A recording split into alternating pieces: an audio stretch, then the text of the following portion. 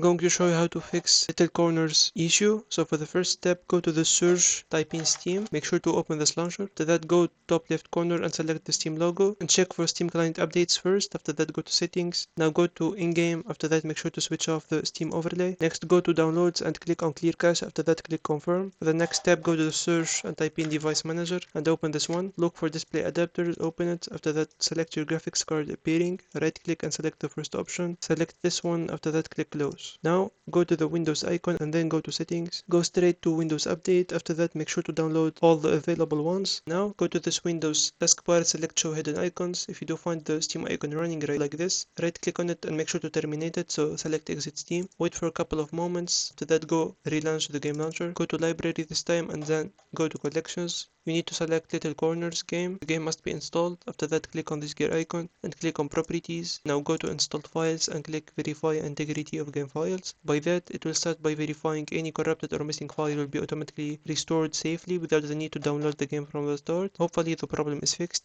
If you do find this video is helpful, consider subscribing and see you on the next one.